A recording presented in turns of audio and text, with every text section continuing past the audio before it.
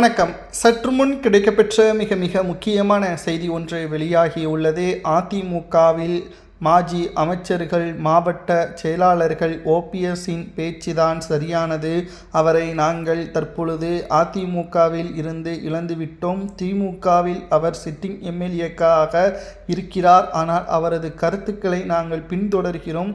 OPS அவர்களது கருத்துக்களை நாங்கள் ஏற்றுக்கொள்கிறோம் என்று கூறி தற்பொழுது அதிமுகவின் மாவட்ட செயலாளர்கள் அன்றைக்கு ஓபிஎஸ் அவர்கள் எப்படி எடப்பாடி பழனிசாமி அவர்களது பொதுச் செயலாளர் பதவியை மாற்ற வேண்டும் என்று கூறினாரோ அதேபோல இன்றைக்கு நாங்கள் அதற்கு ஒட்டுமொத்தமான ஆதரவுகளையும் தெரிவித்துக் கொள்கிறோம்.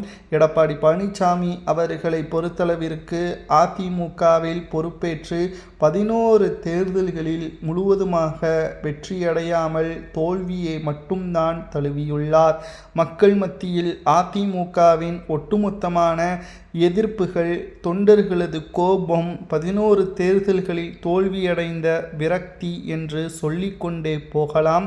திமுகவின் ஆட்சியில் அதிமுக சிறப்பாக எதிர்க்கட்சியாக செயல்படாத காரணத்தினாலும் அதிமுகவின் நிலைமையை நாம் பார்க்கும் பொழுது பெண்களும் இளைஞர்களும் தாவேகாவின் பக்கம் சென்றுவிட்டார்கள். இதைத்தான் அன்றைக்கே அதிமுகவை ஒருங்கிணைக்க வேண்டும் என்று எடப்பாடி பேசியதை நாம் அவரை மனிதராக கூட மதிக்காமல் எடப்பாடியின் பின்னால் நின்று ஓபிஎஸ்ஐ கட்சியிலிருந்து நீக்குவதற்கு நாங்கள் வழிவகுத்தோம்.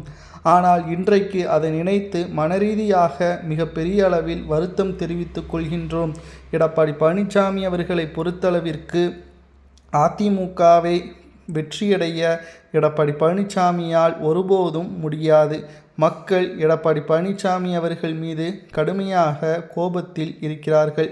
எடப்பாடி பழனிசாமி அவர்கள் அதிமுகவின் தலைமை பொறுப்பிற்கு தகுதி அற்றவர். அவர் இதுவரையும் அதிமுகவில் எந்த ஒரு நலத்திட்ட உதவிகளும் தொண்டர்களுக்கோ மக்களுக்கோ செய்தது கிடையாது. அதிமுகவை பொறுத்தளவிற்கு நிச்சயம் எடப்பாடி பழனிசாமி அவர்கள் இருக்கும் வரைக்கும் 3வது இடம் 4வது இடம்தான் பெற முடியும்.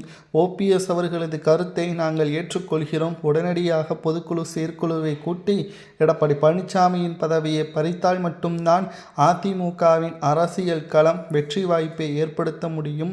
இல்லை என்றால் மிகப்பெரிய ஒரு தோல்வியை மட்டும்தான் தொடர்ச்சியாக அதிமுக பெறும். அதற்கு பிறகு எடப்பாடி மட்டும்தான் அதிமுகவில் இருப்பார். மற்ற மூத்த நிர்வாகிகளோ அல்லது அரசியலின் ஒட்டுமொத்தமான அதிமுகவில் இருந்தவர்களோ அதிமுகவில் பயணிப்பது கடினம் என்ற குற்றச்சாட்டையும் முன்வைத்துள்ளனர். இதை பற்றி உங்களது கருத்துக்களை மறக்காமல் கமெண்ட் வாயிலாக கூறுங்கள். நன்றி, வணக்கம்.